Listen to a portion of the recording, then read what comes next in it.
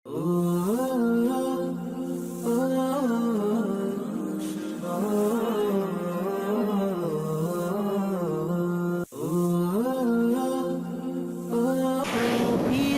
are watching Peace TV, the solution for humanity. আপনি আপনার লেকচারে রাজা রামমোহন রায়ের প্রশংসা করলেন। আপনি কি জানেন তিনি পর্দা প্রথার বিরুদ্ধে ছিলেন? তিনি বলেছেন, ইসলাম কেন মহিলাদের পর্দার পেছনে রেখে অবমাননা করে? হিন্দু মহিলাদের কি সালোয়ার কামিজে যথেষ্ট ভদ্র দেখায় না? সব ধর্মই মানে যে সর্বশক্তিমান ঈশ্বর সবকিছুই করতে পারেন, তাহলে তিনি মানুষ হতে পারবেন না কেন? আমার নাম মুবিন সোলকার, পেশায় একজন আইনজীবী। প্রথমেই বলি, হিন্দু ধর্মগ্রন্থের উপর আপনার দখল দেখে আমি মুগ্ধ হয়েছি, আসলেই অসাধারণ। আপনি আপনার লেকচারে হিন্দুইজম আর ইসলামের অনেক সাদৃশ্যের কথা বলেছেন। তাহলে কি ইসলাম অনুযায়ী একজন মানুষ হিন্দু হতে পারে? নবীজি মুহাম্মদ সাল্লাল্লাহু আলাইহি ওয়াসাল্লাম এর কথা 4000 বছরের পুরনো বেদ আর পুরাণে উল্লেখ করা হয়েছে। তাহলে আপনি বলেন, ডক্টর নায়েক, এই গ্রন্থগুলো কি ঈশ্বর প্রেরিত? আর হিন্দুরাও কি তাহলে আহলে কিতাব? প্রশ্ন করার আগে আপনার নাম ও পেশা বলে নেবেন, যাতে বক্তা আপনাকে উপযুক্ত উত্তর দিতে পারেন। তাহলে প্রথম প্রশ্ন মহিলাদের মধ্য থেকে। আমি মিসেস রাংওয়ালা। আপনি আপনার লেকচারে রাজা রামমোহন রায়ের প্রশংসা করলেন। আপনি কি জানেন তিনি পর্দা প্রথার বিরুদ্ধে ছিলেন? তিনি বলেছেন, ইসলাম কেন মহিলাদের পর্দার পেছনে রেখে অবমাননা করে? হিন্দু মহিলাদের কি সালোয়ার কামিজে যথেষ্ট ভদ্র দেখায় না? বোন, আপনি খুব সুন্দর প্রশ্ন করেছেন যে আমি আমার লেকচারের মধ্যে রাজা রামমোহন রায়ের অনেক প্রশংসা করেছি। হিন্দুইজমে উনি যেসব সংস্কার করেছিলেন, তবে তিনি হিজাবের বিরুদ্ধেও কথা বলেছিলেন, যেটা ইসলাম ধর্মে আছে। আমি ব্যাপারে জানি কিনা, আর ইসলাম কেন মহিলাদের পর্দার আড়ালে রেখে তাদের অসম্মান দেখায়, আর হিন্দু কোনো মহিলা পর্দা না করে সালোয়ার কামিজ পরলে সে কি মার্জিত হবে কিনা। বোন, আপনাকে বুঝতে হবে, যদি আমি কোন লোকের একটা বিষয়ে প্রশংসা করি, তার মানে এই না যে আমি তার সব কথা মেনে নিলাম। যেমন ধরেন, 4 বছর আগে ইন্ডিয়ার স্বরাষ্ট্রমন্ত্রী মিস্টার এল.কে. আদভানি আইনের ব্যাপারে সুপারিশ করেছিলেন ধর্ষণকারীর হওয়া উচিত মৃত্যুদণ্ড। তখন আমি প্রশংসা করেছি যে উনি ইসলামী মতবাদের সাথে একমত হয়েছেন যে ধর্ষণকারীর মৃত্যুদণ্ড হওয়া উচিত। তবে যখন আমি এল.কে. আদভানির প্রশংসা করছি, তার মানে এই না যে তার সব কথাই মেনে নিচ্ছি। তবে ওনার এই কথার সাথে আমি একমত যে ধর্ষণকারীর মৃত্যুদণ্ড হওয়া উচিত। ইসলাম একই কথা বলছে। একইভাবে রাজা রামমোহন রায়, আমি তার প্রশংসা করি, তিনি একজন মহান সংস্কারক, তাকে শ্রদ্ধা করি। তবে এটাও জানি তিনি হিজাবের বিরুদ্ধে ছিলেন, ইসলাম ধর্মের যে নিয়মটা আছে। এখন আপনারা দেখবেন যে শালীনতা বা মার্জিত বলতে যেটা বোঝায়, সেটা এক এক জায়গায় এক এক রকম হয়ে থাকে। যেমন ধরেন, বেশ কিছু দেশ আছে আরবের, যেখানে বলা হয় যদি কেউ মহিলার দিকে তাকায়, কোন মেয়ের দিকে তাকায়, সেটাকে বলা হয় অভদ্রতা। কোন মহিলার দিকে তাকালে সেটা হবে অভদ্রতা। ইন্ডিয়াতে কোন মহিলাকে যদি স্পর্শ না করেন, সেটাই ভদ্রতা। সেজন্য যখন পুরুষ মহিলা একে অন্যকে অভিবাদন জানায়, তারা হাত জোড় করে, কেউ কাউকে স্পর্শ করে না। যদি কোনো মহিলাকে স্পর্শ না করেন, তাহলে আপনি ভদ্র। বেশ কিছু পশ্চিমা দেশে হ্যান্ডশেক করাটা হচ্ছে ভদ্রতা। একজন পুরুষ কোনো মহিলার সাথে হ্যান্ডশেক করলে সেটা ভদ্রতা। যদি হ্যান্ডশেক না করেন, তাহলে ধরে নেওয়া হবে আপনি বন্ধুভাবাপন্ন নন। আরো কিছু পশ্চিমা দেশে মহিলাদের চুমু দেওয়াটা ভদ্রতা, যদি চুমু না দেন সেটা অভদ্রতা। কিছু পশ্চিমা দেশে একজন পুরুষ আর একজন মহিলা যা খুশি করতে পারে, যদি স্বেচ্ছায় করে থাকে তাহলে সেটা হচ্ছে ভদ্রতা। এক এক জায়গায় মানুষের ভদ্রতার লেভেলটা এক এক রকম হয়ে থাকে। যেমন ধরেন আমেরিকায় কোনো মহিলা যদি পরে মিনিস্কার্ট অথবা শর্টস, সেটাকে বলা হবে ভদ্রতা। কিন্তু একই মহিলা যদি ইন্ডিয়ায় এসে মিনিস্কার্ট আর শর্টস পরে, আমরা তাকে বলবো অভদ্র। একবার আমেরিকা লেকচার দিচ্ছি, একজন আমেরিকান আমাকে বলল, ভাই জাকির, আপনাদের ইন্ডিয়ার মহিলারা খুবই অভদ্র। অবাক হলাম, আমি একমত হলাম না। সে বলল, অবশ্যই ইন্ডিয়ান মহিলারা যখন শাড়ি পরে তাদের পেট দেখা যায়। আমেরিকানদের দৃষ্টিভঙ্গিতে মহিলাদের পেট দেখানো অভদ্রতা। তাহলে পরিবেশ পরিস্থিতির উপর নির্ভর করে ভদ্রতা লেভেলটা বদলে যায়। আসুন এবার আমরা দেখি সর্বশক্তিমান ঈশ্বর আল্লাহ সুবহানাহু ওয়া তাআলা এই ভদ্রতা সম্পর্কে কি বলেছেন। আল্লাহ পবিত্র কোরআনে বলেছেন, সূরা নূর অধ্যায় নম্বর 24 আয়াত 30, মুমিন পুরুষদের বলো দৃষ্টি সংযত রাখতে, লজ্জাস্থানের হেফাজত করতে। আল্লাহ প্রথমে পুরুষদের শালীনতার কথা বলেছেন, তারপর মহিলাদের। একজন পুরুষ কোনো মহিলার দিকে তাকালে যদি মনে কোনো বাজে চিন্তা আসে, সে দৃষ্টি নিচু করবে। একবার একজন মুসলিম অনেকক্ষণ একটা মেয়ের দিকে তাকিয়েছিল। আমি বললাম, ভাই তুমি কি করছো? কোন মেয়ের দিকে এভাবে তাকানো হচ্ছে হারাম। সে আমাকে বলল, আমাদের নবীজি বলেছেন প্রথমবার অনুমতি আছে, দ্বিতীয়বার তাকানো যাবে না। আমি অর্ধেক তাকানো এখনো শেষ করতে পারিনি।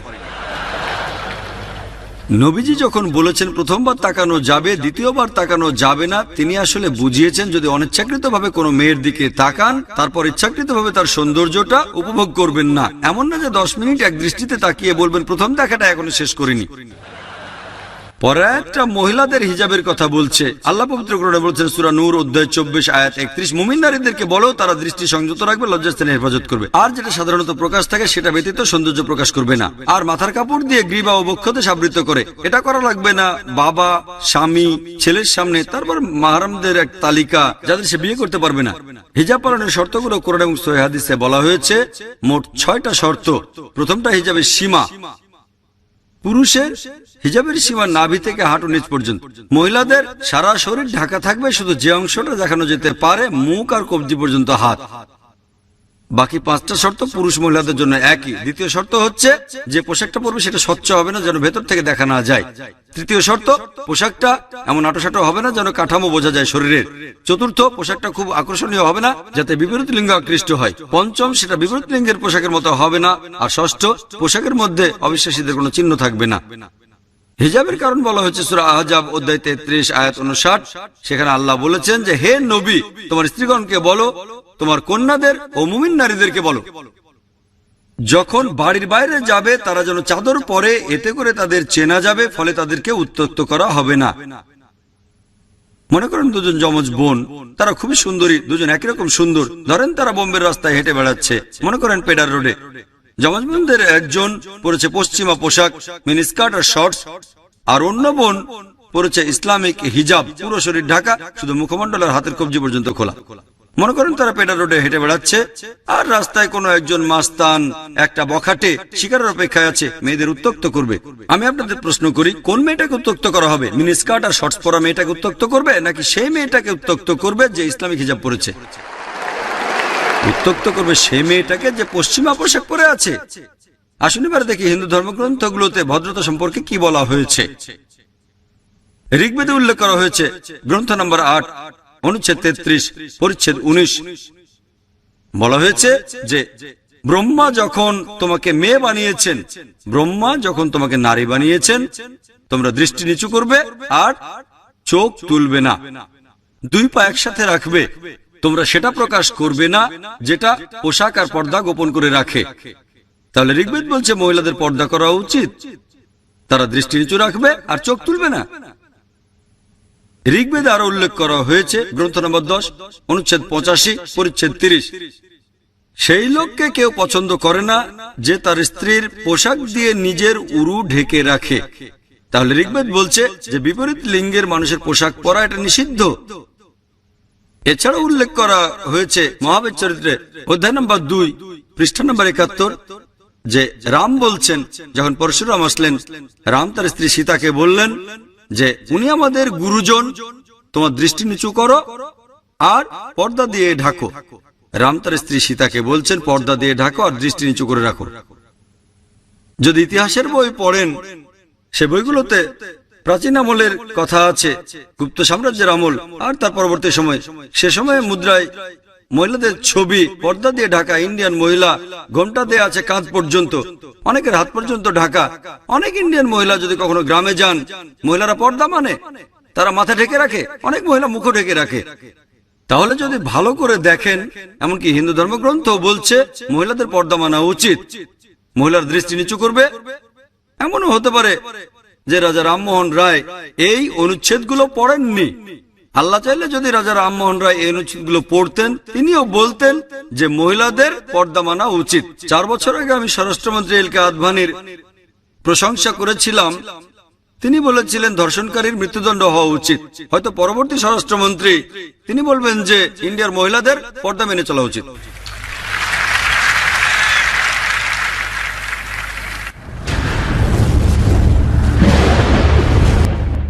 হ্যাঁ ভাই, প্রথমে আপনার নাম আর পেশা বলেন। আসসালামু আলাইকুম, আমার নাম আফরোজ ওয়াসায়া। আমি একটা প্রাইভেট লিমিটেড কোম্পানির ম্যানেজার। আমি একটা প্রশ্ন করতে চাই। সব ধর্মই মানে যে সর্বশক্তিমান ঈশ্বর সবকিছুই করতে পারেন, তাহলে তিনি মানুষ হতে পারবেন না কেন? ভাই প্রশ্ন করলেন যে সব ধর্মই বিশ্বাস করে ঈশ্বর সবকিছু করতে পারেন, তাহলে তিনি কেন মানুষ হতে পারবেন না? বেশিরভাগ ধর্মই ইসলাম বাদে একটা ফিলোসফিতে বিশ্বাস করে, যেটার নাম অ্যানথ্রোপোমরফিজম, যেটা সর্বশক্তিমান ঈশ্বর মানুষের রূপ ধারণ করেন। তারা এরকম মতবাদে বিশ্বাস করেন যে মহান ঈশ্বর তিনি এত পবিত্র যে মানুষের সীমাবদ্ধতা সম্পর্কে জানেন না, ব্যথা পেলে মানুষের কেমন লাগে, সমস্যা পেলে কেমন লাগে তিনি জানেন না, ইত্যাদি সমস্যা। সেজন্য সর্বশক্তিমান ঈশ্বর পৃথিবীতে নেমে আসেন মানুষের রূপ নিয়ে, যাতে মানুষের জন্য আইন বানাতে পারেন। হঠাৎ করে শুনলে মনে হবে যুক্তিটা তো বেশ ভালোই। তবে আমি তাদেরকে বলি যে ধরেন আমি একটা ভিসিআর তৈরি করলাম, আমাকে কি ভিসিআর হতে হবে এটা জানতে যে ভিসিআর এর জন্য কোনটা ভালো কোনটা খারাপ? আমি তৈরি করেছি, আমাকে ভিসিআর হতে হবে না। আমি লিখবো ইনস্ট্রাকশন ম্যানুয়াল। যদি ভিসিআরটা চালাতে চান, video cassette recorder, video cassette রেখে প্লে বাটনে চাপ দেন। যদি ফাস্ট ফরওয়ার্ড চালাতে চান এফএফ বাটনে চাপ দেন। বন্ধ করতে চাইলে স্টপ বাটনে চাপ দেন। উপর থেকে ফেলবেন না, নষ্ট হয়ে যাবে। পানিতে ফেলবেন না, তাহলে নষ্ট হয়ে যাবে। আমি লিখবো ইনস্ট্রাকশন ম্যানুয়াল। একইভাবে সর্বশক্তিমান ঈশ্বর, যেহেতু তিনি মানুষের সৃষ্টিকর্তা, সেজন্য তাকে মানুষ হতে হবে না এটা জানতে যে মানুষের জন্য কোনটা ভালো কোনটা খারাপ। তিনি কি করবেন? একজন মানুষকে মনোনীত করবেন আর আসমানি কিতাব পাঠাবেন। মানুষের জন্য সর্বশেষ ও চূড়ান্ত আসমানি কিতাব পবিত্র কোরআন, আদেশ আর নিষেধ। যদি তর্কের খাতিরে আপনার কথাটা মেনেও নেই যে সর্বশক্তিমান ঈশ্বর সবকিছু করতে পারেন, তাহলে কেন মানুষ হতে পারবেন না? যদি তর্কের খাতিরে আপনার কথাটা মেনে নেই সর্বশক্তিমান ঈশ্বর সবকিছু করতে পারেন, তাহলে তিনি মানুষও হতে পারেন। যদি ঈশ্বর মানুষের রূপ নেন, তিনি আর ঈশ্বর থাকবেন না, কারণ ঈশ্বর আর মানুষের বৈশিষ্ট্য পুরোপুরি আলাদা। সর্বশক্তিমান ঈশ্বর তিনি হচ্ছেন অমর, অন্যদিকে মানুষ মরণশীল। এমন কাউকে পাবেন না যে একই সাথে অমর আর মরণশীল। ঈশ্বর তার কোনো শুরু নেই, অন্যদিকে মানুষের শুরু আছে। এমন কাউকে পাবেন না একই সাথে যার শুরু নেই আবার শুরু আছে। সর্বশক্তিমান ঈশ্বরের কোনো শেষ নেই, অন্যদিকে মানুষের শেষ আছে। এমন কাউকে পাবেন না যার একই সাথে কোনো শেষ নেই আবার শেষ আছে। এটা অর্থহীন। তাহলে হয় পাবেন ঈশ্বর, নয়তো পাবেন মানুষ। ঈশ্বর মানব পাবেন না, এটাও অর্থহীন। মানুষরা আমাদের খাওয়ার প্রয়োজন হয়, সর্বশক্তিমান ঈশ্বরের খাওয়ার প্রয়োজন হয় না। আল্লাহ পবিত্র কোরআনে বলেছেন সূরা আনাম অধ্যায় 6 আয়াত 14, আল্লাহ তাআলা সবাইকে খাবার দান করেন, কিন্তু তার খাওয়ার প্রয়োজন হয় না। মানুষের বিশ্রাম ঘুমের প্রয়োজন হয়, সর্বশক্তিমান ঈশ্বরের বিশ্রামের প্রয়োজন নেই। যদি আমি তর্কের খাতিরে আপনার কথাটা মেনে নিই যে সর্বশক্তিমান ঈশ্বর সবকিছু করতে পারেন, তাহলে সেই যুক্তিতে সর্বশক্তিমান ঈশ্বর মিথ্যাও বলতে পারেন, কিন্তু মিথ্যে বলা তো ঈশ্বরের কাজ না। যখনই মিথ্যে বলবেন তিনি আর ঈশ্বর থাকবেন না। যদি আপনার কথা মেনে নেই ঈশ্বর সবকিছু করতে পারেন, তাহলে ঈশ্বর তিনি অবিচার করতে পারেন। তবে যখনই ঈশ্বর অবিচার করবেন, তিনি আর ঈশ্বর থাকবেন না। আল্লাহ পবিত্র কোরআনে বলেছেন সূরা নিসা অধ্যায় নম্বর 4 আয়াত 40, আল্লাহ কারো সাথে অনুপরিমাণও জুলুম করেন না। সর্বশক্তিমান ঈশ্বর চাইলে ভুলে যেতে পারেন, তবে ভুলে যাওয়া ঈশ্বরের কাজ না।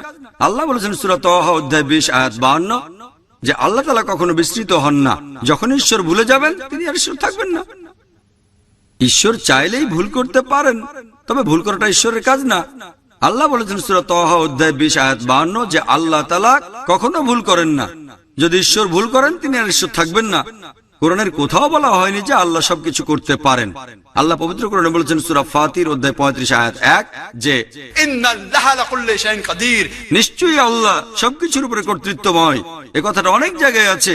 সূরা বাকারা অধ্যায় 2 আয়াত 106, সূরা বাকারা অধ্যায় 2 আয়াত 109, সূরা বাকারা অধ্যায় 2 আয়াত 284, সূরা আলে ইমরান অধ্যায় 3 আয়াত 29, সূরা নাহল অধ্যায় 16 আয়াত 77, সূরা ফাতির অধ্যায় 35 আয়াত 1 আল্লাহ বলেছেন ইন্নাল্লাহা লাকুল্লি শাইইন কাদির, নিশ্চয়ই আল্লাহ সবকিছুর উপর কর্তৃত্বময়।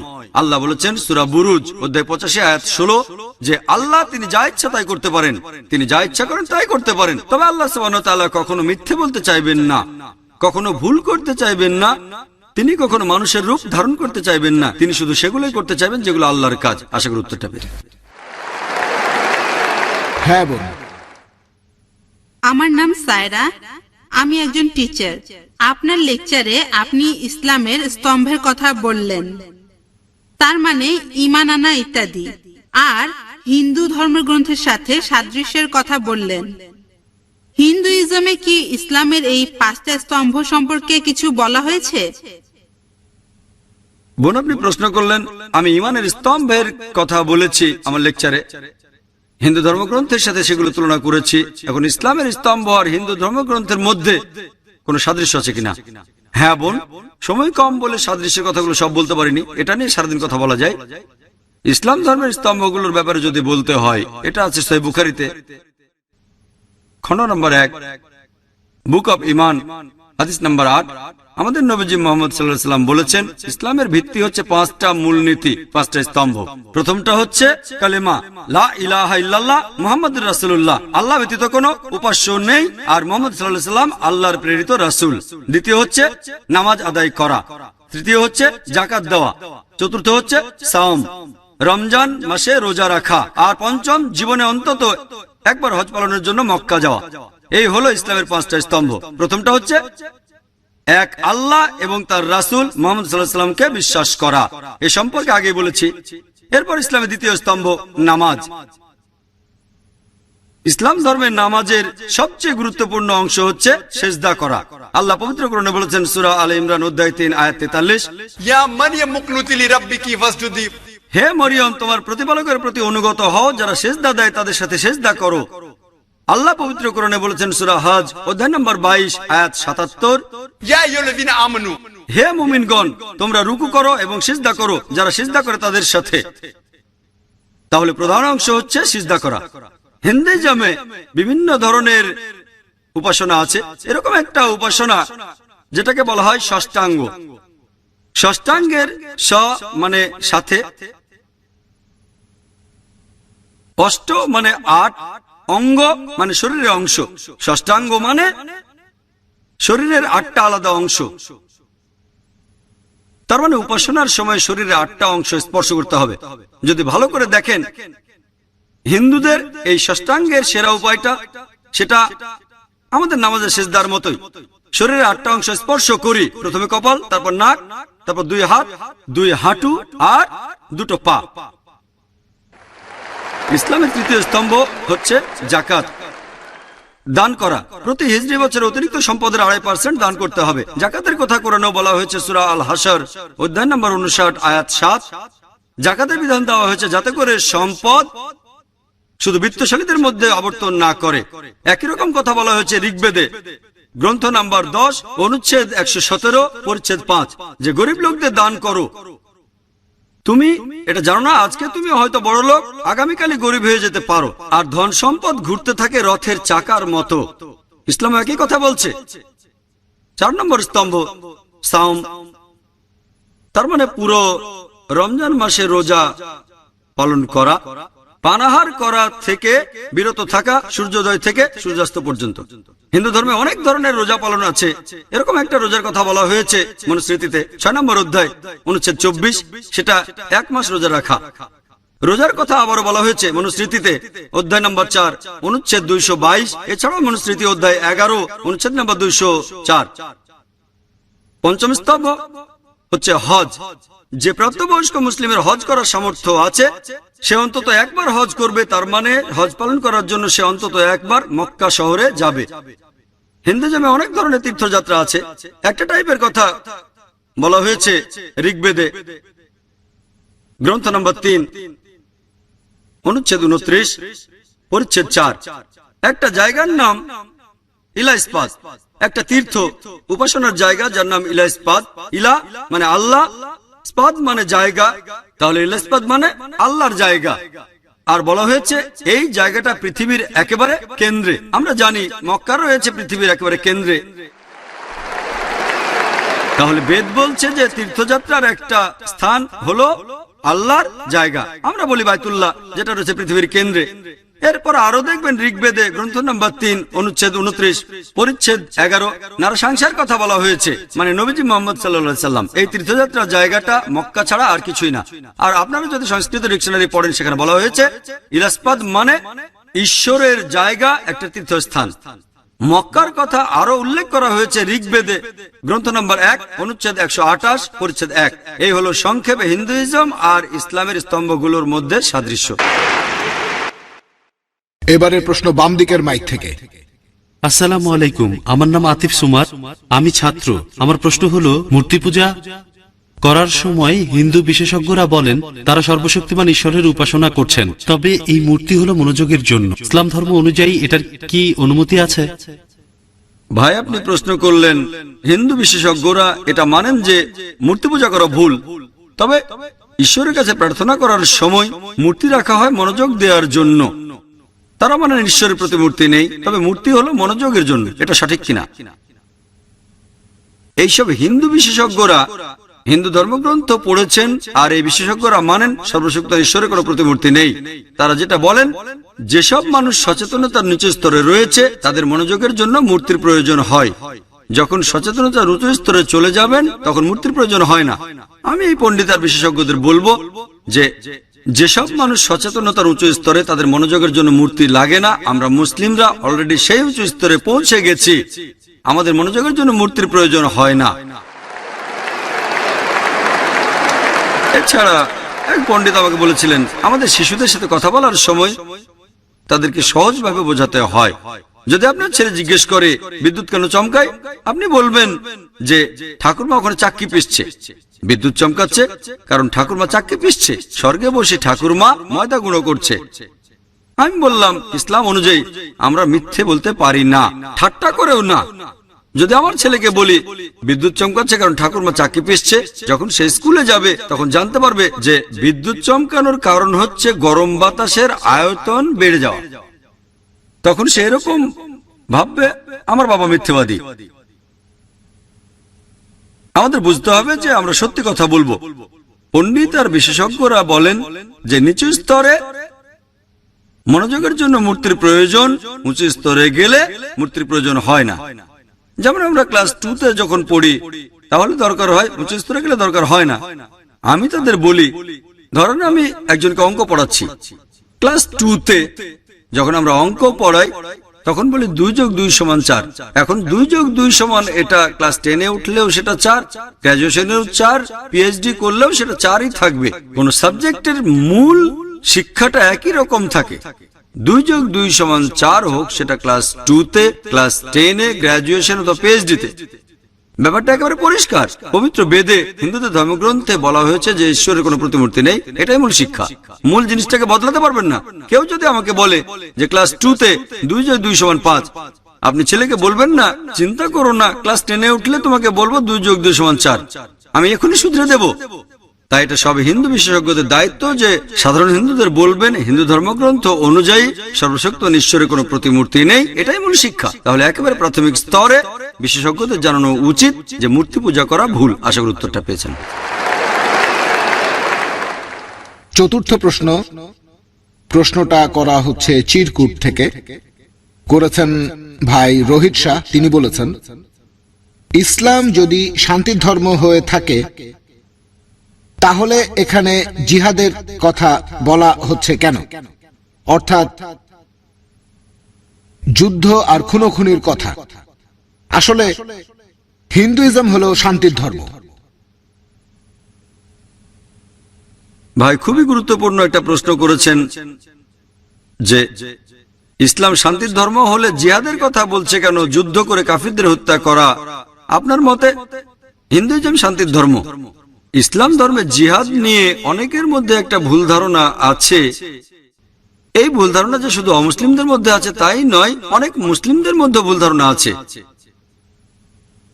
তারা মনে করে যে কোন যুদ্ধ যদি মুসলিম করে, কারণ যাই হোক, হতে পারে কোনো ব্যক্তিগত লাভ, হতে পারে খ্যাতির জন্য, হতে পারে টাকার জন্য, কোন মুসলিম যুদ্ধ করলেই সেটা জিহাদ। মুসলিমরা যুদ্ধ করলে সেটা জিহাদ হয়ে যাবে না। জিহাদ এসেছে আরবি শব্দ জাহাদা থেকে, যার মানে চেষ্টা করা, সংগ্রাম করা। ইসলামিক পরিভাষায় এর মানে নিজের শয়তানি প্রবৃত্তির বিরুদ্ধে সংগ্রাম করে যাওয়া। এর আরেকটা মানে সমাজের উন্নতির জন্য চেষ্টা করে যাওয়া, আরেকটা মানে যুদ্ধের ময়দানে আত্মরক্ষার জন্য লড়াই করা, আরেকটা মানে হচ্ছে অত্যাচার অবিচারের বিরুদ্ধে প্রতিবাদ করা। জিহাদের মূল অর্থ হচ্ছে চেষ্টা করা অথবা সংগ্রাম করা। প্রায় দেখা যায় যে ইসলামের সমালোচকরা, এমনকি হিন্দু সমালোচকও, যেমন অরুণ সুরি একটা বই লিখেছেন দ্য ওয়ার্ড অফ ফতোয়া, তিনি সেখানে সূরা তাওবা অধ্যায় 9 আয়াত 5 এর উদ্ধৃতি দিয়েছেন যে পবিত্র কোরআন বলছে যখনই তুমি কাফিরকে দেখবে, ব্র্যাকেটের মধ্যে হিন্দু, যখনই কোনো কাফিরকে দেখবে তাকে মেরে ফেলো। যদি পবিত্র কোরআন খুলে আপনি এই সূরাটা পড়েন, অধ্যায় 9 আয়াত 5, সেখানে বলা হয়েছে যখনই তুমি কাফিরকে দেখবে তাকে মেরে ফেলো। তবে এটা হলো প্রসঙ্গ ছাড়া উদ্ধৃতি। প্রসঙ্গ জানতে হলে কয়েকটা আয়াত আগে থেকে শুরু করেন। সূরা তাওবার প্রথম আয়াতগুলোতে একটা শান্তি চুক্তির কথা বলা হয়েছে, যেটা হয়েছিল মুসলিম আর মক্কার মুশরিকদের মধ্যে। পরবর্তীতে মক্কার মুশরিকরা এই শান্তি চুক্তির শর্তগুলো ভেঙে ফেলে। আল্লাহ সুবহানাহু ওয়া তাআলা সূরা তাওবার 5 নম্বর আয়াতে বললেন, মক্কার মুশরিকদের উদ্দেশ্যে পাঠালেন সতর্কবাণী, সবকিছু ঠিক করে ফেলো 4 মাসের মধ্যে, তা না হলে আমাদের সাথে যুদ্ধ হবে। তারপর যুদ্ধের ময়দানে আল্লাহ তাআলা মুসলিমদের বলেছেন যখন তোমরা শত্রুদের দেখবে, যখন কাফিরদের দেখবে, তাদের মেরে ফেলো। পবিত্র কোরআনের এই আয়াতটা বলছে যুদ্ধের ময়দানের কথা, যখন মুসলিমরা সত্যের পক্ষ নিয়ে যুদ্ধ করছে, মিথ্যার বিরুদ্ধে, শত্রুদের বিরুদ্ধে। যদি তারা আক্রমণ করে তোমরা ভয় পেও না, তাদের মেরে ফেলো। যে কোনো আর্মি জেনারেল তার সৈনিকদের মনোবল চাঙ্গা করতে গিয়ে বলবে শত্রুকে মেরে ফেলো, সে বলবে না যে শত্রুদের ছেড়ে দাও। কোরআন একই কথা বলছে। আর অরুণ সুরি 5 নম্বর আয়াতের পর সূরা তাওবার চলে গেলেন 7 নম্বর আয়াতে। যে কোনো বুদ্ধিমান মানুষ বুঝবে 6 নম্বর আয়াতে উত্তরটা আছে এই অভিযোগের বিরুদ্ধে। 6 নম্বর আয়াত বলছে যে যদি শত্রুরা, যদি মুশরিকরা শান্তি চায়, এমনিতে ছেড়ে দিও না, তাদেরকে নিরাপদ কোন স্থানে পৌঁছে দাও যাতে তারা আল্লাহর বাণী শুনতে পারে। এখনকার দিনে সবচেয়ে দয়ালু জেনারেল হয়তো বলবে ঠিক আছে শত্রুদের ছেড়ে দাও। কোন আর্মি জেনারেল বলবে যে শত্রুদের নিরাপদ স্থানে পৌঁছে দাও? কোরআনের কথাই বলছে। আর এ সম্পর্কে আরো একটা ভুল ধারণা আছে যে জিহাদ মানে পবিত্র যুদ্ধ। পবিত্র যুদ্ধের আরবি হচ্ছে হারবুম মুকাদ্দাসা। পবিত্র কোরআনের কোথাও হারবুম মুকাদ্দাসা বলা হয়নি, কোন হাদিসও বলা নেই। জিহাদ শব্দটার অনুবাদ পবিত্র যুদ্ধ নয়। এই পবিত্র যুদ্ধ শব্দটা প্রথম ব্যবহার করা হয় ক্রুসেডারদের সম্পর্কে। এই খ্রিস্টান ক্রুসেডাররা অনেক দেশ দখল করেছে, অনেক মানুষকে হত্যা করেছে খ্রিস্টান ধর্মের নাম নিয়ে। এখন তারাই পবিত্র যুদ্ধ শব্দটা মুসলিমদের ক্ষেত্রে ব্যবহার করে, যেটা ঠিক না। দুর্ভাগ্যজনকভাবে অনেক তথাকথিত মুসলিম বিশেষজ্ঞ আছেন, তারাও জিহাদের অনুবাদ করেন পবিত্র যুদ্ধ, যেটা সম্পূর্ণ ভুল। আসুন দেখি হিন্দু ধর্মগ্রন্থগুলো জিহাদ সম্পর্কে কি বলছে। এটা উল্লেখ করা হয়েছে ভগবত গীতায় অধ্যায় 2 অনুচ্ছেদ 50। শ্রীকৃষ্ণ অর্জুনকে বলছেন যোগব্যায়ামের চেষ্টা করো, তোমার জন্য উপকারী। চেষ্টা করা, সংগ্রাম করা। তাহলে কৃষ্ণ অর্জুনকে চেষ্টা আর সংগ্রাম করতে বলেছেন। যদি মহাভারত পড়েন, মহাভারত এখানে জ্ঞাতি ভাইদের মধ্যে একটা যুদ্ধের বর্ণনা দেওয়া হয়েছে, কৌরব আর পাণ্ডবদের মধ্যে। মহাভারতে এরকম হাজার হাজার অনুচ্ছেদ আছে, শুধু যুদ্ধের কথা বলা হয়েছে। কোরআনের চেয়ে অনেক বেশি যুদ্ধের কথা। আপনারা যদি ভগবত গীতা পড়েন, ভগবত গীতা এটা হিন্দুদের একটা পবিত্র ধর্মগ্রন্থ। এখানে রয়েছে অর্জুনের উদ্দেশ্যে যুদ্ধের ময়দানে বলা শ্রীকৃষ্ণের উপদেশগুলো। ভগবত গীতা বলছে অধ্যায় 1 অনুচ্ছেদ 42 থেকে 46, অর্জুন বলছে আমি বরং মারা যাব নিরস্ত্র অবস্থায়, যুদ্ধ না করে, কিন্তু জ্ঞাতি ভাইদের মারতে পারবো না। তার মানে কৌরবদের, ধৃতরাষ্ট্রের সন্তানদের। শ্রীকৃষ্ণ উত্তর দিলেন এরপরের অধ্যায়, অধ্যায় 2 অনুচ্ছেদ 2, হে অর্জুন, তোমার মনে এমন অশুদ্ধতা কিভাবে আসলো যে তুমি লড়াই করবে না? তুমি স্বর্গে যেতে পারবে না? এমন নপুংসক চিন্তা কিভাবে তোমার মাথায় আসলো? তোমার হৃদয় দুর্বল হয়ে গেছে। শ্রীকৃষ্ণ বলছেন ভগবদ গীতা অধ্যায় 2 অনুচ্ছেদ 31 থেকে অনুচ্ছেদ 33, কৃষ্ণ বলছেন, হে অর্জুন, তুমি একজন ক্ষত্রিয়, তুমি যুদ্ধ করবে, তাহলে স্বর্গে যেতে পারবে, তা না হলে যেতে পারবে না। আর সেই ক্ষত্রিয় আশীর্বাদ প্রাপ্ত যে সত্যের জন্য লড়াই করে। আর ইসলামের অনেক সমালোচক কোরআন এবং হাদিসের বিরুদ্ধে কথা বলে। তারা উদ্ধৃতি দেয় সহিহ বুখারী 4 নম্বর খণ্ড বুক অব জিহাদ অধ্যায় 2 হাদিস নাম্বার 46। সেখানে আমাদের নবীজি বলেছেন, মুজাহিদ হলো সেই লোক যে সংগ্রাম করে আল্লাহ সুবহানাহু ওয়া তাআলার পথে। যুদ্ধের ময়দানে যদি কোনো মুজাহিদ মারা যায়, সে জান্নাতে যাবে, বেহেশতে যাবে। যদি সে জয়ী হয় তাহলে সে পাবে গনিমতের মালপত্র। ঠিক একই কথা বলেছেন শ্রীকৃষ্ণ ভগবদ গীতা অধ্যায় 2 অনুচ্ছেদ 37, হে অর্জুন, তুমি লড়াই করো, যদি মারা যাও তাহলে স্বর্গে যাবে, আর যদি যুদ্ধে জয়ী হও তাহলে এই পৃথিবীর সম্পদ উপভোগ করতে পারবে। ঠিক একই কথা আছে সহিহ হাদিসে। চিন্তা করেন, যদি আমি উদ্ধৃতি দিয়ে বলি যে ভগবদ গীতায় লেখা আছে তোমার জ্ঞাতি ভাইদের হত্যা করো, আমার এটা বলা মোটেও ঠিক হবে না। তাহলে প্রসঙ্গ ছাড়া বলছি, ঠিক হবে না। সঠিকটা হচ্ছে ভগবদ গীতা বলছে তোমরা সত্যের পক্ষে যুদ্ধ করবে, মিথ্যার বিরুদ্ধে। যদি তোমার শত্রু জ্ঞাতি ভাইও হয় যারা মিথ্যার পক্ষে, সত্যের খাতিরে তাদের হত্যা করলে কোনো সমস্যা নেই। তাহলে প্রসঙ্গ ছাড়া উদ্ধৃতি দেওয়া ঠিক না। এখানে আমরা বুঝতে পারছি, যখন বিভিন্ন টাইপের মানুষের সাথে কথা বলবো, জানতে হবে কিভাবে তাদের বোঝানো যায়। বিশ্বাস করেন, অনেক হিন্দু আমার সাথে কথা বলেছে যে জিহাদ করা ভুল। যখন আমি তাদের বলি আপনাদের ভগবদ গীতাতে উল্লেখ করা হয়েছে যে জ্ঞাতি ভাইদের হত্যা করো, তারা বলবেন না, এখানে তো শ্রীকৃষ্ণ সত্যের পক্ষে আর মিথ্যার বিরুদ্ধে যুদ্ধের কথা বলেছেন। আমি বলি, কোরআন তো একই কথা বলছে। ও, কোরআন যদি একই কথা বলে তাহলে তার সাথে আমরা একমত।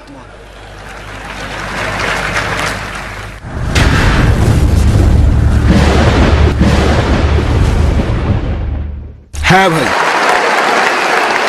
সামির খতিব একজন ব্যবসায়ী। নবীজি মুহাম্মদ সাল্লাল্লাহু আলাইহি ওয়াসাল্লাম এর কথা 4000 বছরের পুরনো বেদ আর পুরাণে উল্লেখ করা হয়েছে। তাহলে আপনি বলেন ডক্টর নায়েক, এই গ্রন্থগুলো কি ঈশ্বর প্রেরিত? আর হিন্দুরাও কি তাহলে আহলে কিতাব? ভাই একটা সুন্দর প্রশ্ন করেছেন। নবীজি মুহাম্মদ সাল্লাল্লাহু আলাইহি ওয়াসাল্লামের ব্যাপারে বেদ আর অন্যান্য ধর্মগ্রন্থে ভবিষ্যৎবাণী করা হয়েছে। এই ধর্মগ্রন্থগুলোকে কি আমরা ঈশ্বরের বাণী বলতে পারি? আর হিন্দুদেরকে আহলে কিতাব বলা যায়? ভাই, এই আহলে কিতাব সম্পর্কে আমি আগেও বলেছি, এখানে বলা হয়েছে কিতাবীদের কথা। এটা নির্দিষ্ট করে ইহুদি আর খ্রিস্টানদের বোঝাচ্ছে। আহলে কিতাব মানে ইহুদি আর খ্রিস্টান। আপনার প্রশ্নতে আসি যে বেদ বা অন্য হিন্দু ধর্মগ্রন্থকে ঈশ্বরের বাণী বলা যায় কিনা। আল্লাহ পবিত্র কোরআনে বলেছেন সূরা রদ অধ্যায় 13 আয়াত 38, প্রত্যেক যুগে আমি আসমানি কিতাব পাঠিয়েছি, তবে পবিত্র কোরআনে মাত্র 4টার নাম উল্লেখ করা হয়েছে, তাওরাত, জাবুর, ইনজিল এবং কোরআন। তাওরাত হলো সেই আসমানি কিতাব যেটা নাজিল হয়েছিল মুসা আলাইহিস সালামের উপর। জাবুর হলো সেই আসমানি কিতাব যেটা নাজিল হয়েছিল দাউদ আলাইহিস সালামের উপর। ইনজিল হলো সেই আসমানি কিতাব যেটা নাজিল হয়েছিল ঈসা আলাইহিস সালামের উপর। আর কোরআন হলো শেষ ও চূড়ান্ত আসমানি কিতাব যেটা নাজিল হয়েছিল মুহাম্মদ সাল্লাল্লাহু আলাইহি সাল্লামের উপর। এখন যে আসমানি কিতাবগুলো নাজিল হয়েছিল সেগুলো ছিল একটা নির্দিষ্ট সময় আর সম্প্রদায়ের জন্য। কোরআনের আগের ওহিগুলো ছিল নির্দিষ্ট সময় আর সম্প্রদায়ের জন্য। কোরআন নাজিল হয়েছে পুরো মানব জাতির জন্য। আপনার প্রশ্নটা যে বেদ আর অন্যান্য হিন্দু ধর্মগ্রন্থকে আল্লাহর বাণী বলা যায় কিনা, যেহেতু বেদের কথা কোরআনে কোনো রকম উল্লেখ করা হয়নি, আমরা একেবারে নিশ্চিত হয়ে বলতে পারি না যে এগুলো আল্লাহর বাণী। আমরা যেটা বলতে পারি, হতে পারে এগুলো আল্লাহর বাণী।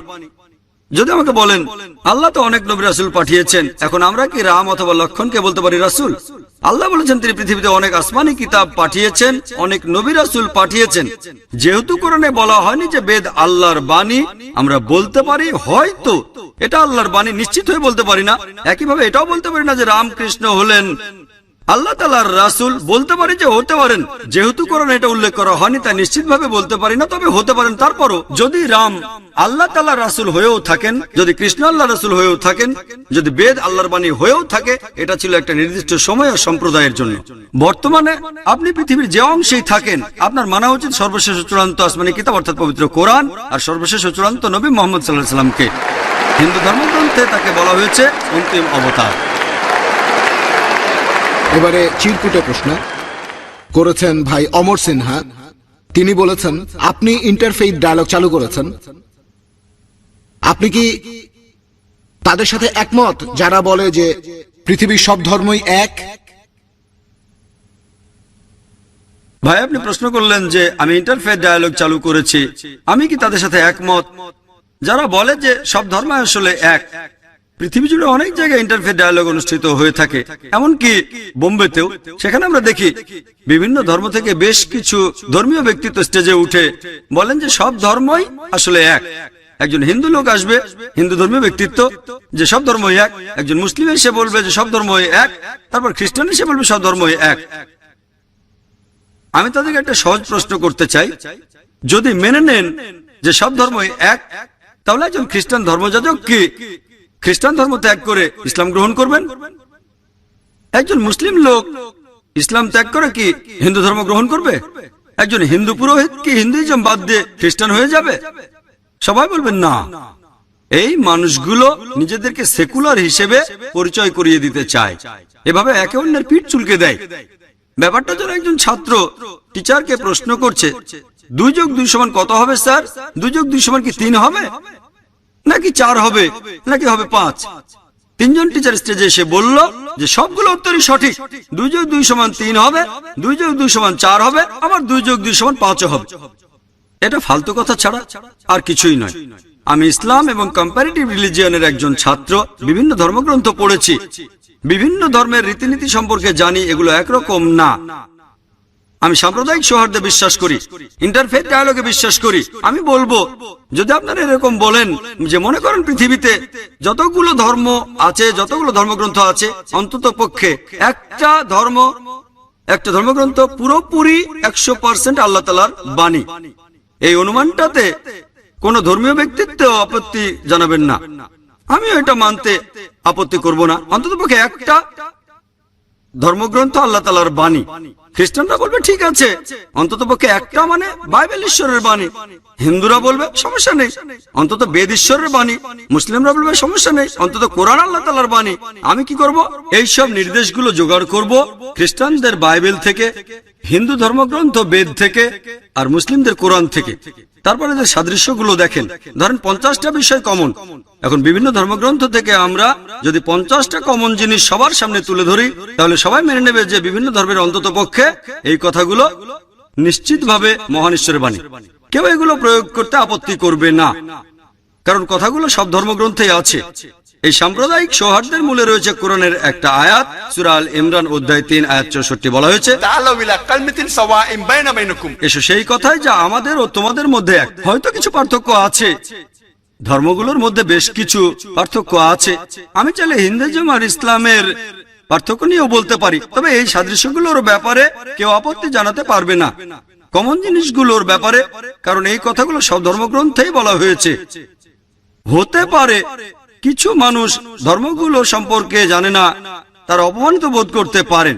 যেমন ধরেন আপনি বললেন সবগুলো ধর্মগ্রন্থই হোক বাইবেল হোক বেদ অথবা কোরআন, সবাই বলছে মূর্তি পূজা করা উচিত না। যেহেতু বেদ সম্পর্কে জানেন না তাই অপমানিত বোধ করতে পারেন। তারপরও সে আমার বিরুদ্ধে যাবে না, কারণ যদি আমার বিরুদ্ধে যায় তাহলে বেদের বিরুদ্ধেও যাবে, যেটাকে বলে তার ঈশ্বরের বাণী। তাহলে ইন্টারফেথ ডায়ালগ আর সাম্প্রদায়িক সৌহার্দ্যের সেরা উপায় হচ্ছে এসো সেই কথাই যা আমাদের ও তোমাদের মধ্যে এক। আশা করি উত্তরটা পেয়েছেন।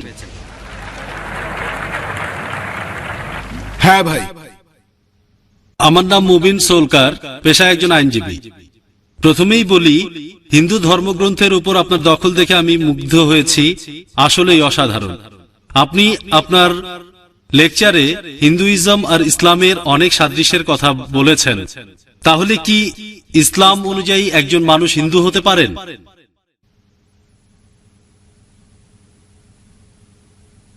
ভাই, খুবই সুন্দর একটা প্রশ্ন করেছেন। আমি আমার লেকচারে হিন্দুইজম আর ইসলামের অনেক সাদৃশ্য নিয়ে আলোচনা করলাম। তার মানে কি এই যে ইসলাম অনুযায়ী একজন মানুষ হিন্দু হতে পারে?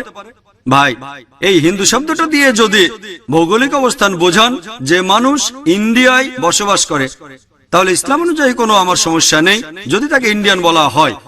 আমি একজন ইন্ডিয়ান আর আমি ইসলাম ধর্ম পালন করি, আমি আমার দেশকে নিয়ে গর্ববোধ করি আর মুসলিম হিসেবে গর্ববোধ করি। ইসলামে এটা নিয়ে কোনো সমস্যা নেই যদি আপনি ইন্ডিয়ান হন আর ইসলাম ধর্ম পালন করেন। কিন্তু যদি বলেন যে হিন্দু হচ্ছে সেই লোক যে হিন্দুইজমের ধর্মগ্রন্থগুলো মেনে চলে, তাহলেও আমার কোনো আপত্তি থাকবে না যদি সেই হিন্দু যে হিন্দুইজমের ধর্মগ্রন্থের প্রতিষ্ঠিত সত্যগুলো মেনে চলে। প্রতিষ্ঠিত সত্য বলতে আমি কি বোঝাচ্ছি? প্রতিষ্ঠিত সত্য মানে হিন্দু ধর্মগ্রন্থের সেই কথাগুলো যেগুলো আল্লাহ তাআলার সর্বশেষ ও চূড়ান্ত আসমানি কিতাব পবিত্র করে নেওয়া আছে। এখানে আমি বলছি বেদ আর কোরআনের কথা। আমি আগেও বলেছি দুটো ধর্মগ্রন্থে বলছে ঈশ্বর কেবলমাত্র একজন, নবী রাসূলে বিশ্বাস করে, শেষ নবী মুহাম্মদ সাল্লাল্লাহু আলাইহি সাল্লাম পরকালে বিশ্বাস করে। যদি তারা এই প্রতিষ্ঠিত সত্যগুলো বিশ্বাস করে আমার কোনো আপত্তি নেই। কিন্তু যদি বলেন হিন্দু হচ্ছে সেই লোক যে সবকিছু বিশ্বাস করে হিন্দু ধর্মগ্রন্থে যেগুলো বলা হয়েছে, তাহলে আমি কম্পারেটিভ রিলিজিয়নের ছাত্র হয়ে একমত হতে পারবো না। কারণ একজন হিন্দুর পক্ষে হিন্দু ধর্মগ্রন্থের সব কথা বিশ্বাস করা সম্ভব হবে না। কারণ অনেক সময় বিভিন্ন হিন্দু ধর্মগ্রন্থের কথাগুলো পরস্পর বিরোধী হয়ে থাকে। অনেক সময় একটা ধর্মগ্রন্থের কথা, যেমন ঋগ্বেদ, পরস্পর বিরোধী হয়। মনুস্মৃতির কথা পরস্পর বিরোধী। যেমন ধরেন এক জায়গায় বলা হয়েছে শুকরের মাংস খাওয়া উচিত না, আরেক জায়গায় বলা হয়েছে শুকরের মাংস খাওয়া যাবে। কারো পক্ষে একই সাথে পরস্পর বিরোধী কথা মানা সম্ভব হবে না। আমাদের বুঝতে হবে যে হিন্দু ধর্মগ্রন্থেও কিছু কথা বলা হয়েছে যেগুলো অনৈতিক। সংস্কারকরাই বলে গেছেন, তারা বলেন যে বর্ণপ্রথা, যেটার বিরুদ্ধে রাজা রামমোহন রায় আর জাস্টিস রানাডে বলেছেন। তারা সতীদাহ প্রথার বিরুদ্ধেও কথা বলেছেন, যেখানে মৃত স্বামীর জ্বলন্ত চিতায় জীবিত স্ত্রীকে পুড়িয়ে মারা হতো। এই জিনিসগুলো মেনে চলা সম্ভব না। এ কারণে আমি বলেছি যদি একজন হিন্দু ধর্মগ্রন্থের প্রতিষ্ঠিত সত্যগুলো মানে, আর এটা মানে একজন অন্তিম ঋষি ছিলেন। যখন গৌতম বুদ্ধ হিন্দুইজমকে বিশুদ্ধ করতে চাইলেন কুসংস্কার বাদ দিয়ে, অনেকেই তার বিরুদ্ধে চলে গিয়েছিল। এই লোক কিভাবে বেদে সংস্কার করবে? পরে হিন্দুরা মেনে নিয়েছিল বুদ্ধ 24 জন অবতারের মধ্যে 23তম। তারা আরো মানে বুদ্ধ হলেন বিষ্ণুর 9ম অবতার। একইভাবে হিন্দু ধর্মগ্রন্থে দেখবেন বলা হয়েছে যে মুহাম্মদ সাল্লাল্লাহু আলাইহি সাল্লাম হলেন 24তম অবতার, তিনি বিষ্ণুর 10ম অবতার, তিনি হলেন অন্তিম ঋষি। তাহলে হিন্দুরা যদি প্রতিষ্ঠিত সত্যকে বিশ্বাস করে, যদি মুহাম্মদ সাল্লাল্লাহু আলাইহি ওয়াসাল্লামকে আল্লাহ রাসূল হিসেবে বিশ্বাস করে, এক ঈশ্বরে বিশ্বাস করে, পরকালে বিশ্বাস করে, তাহলে হিন্দু হওয়ার কোনো সমস্যা নেই।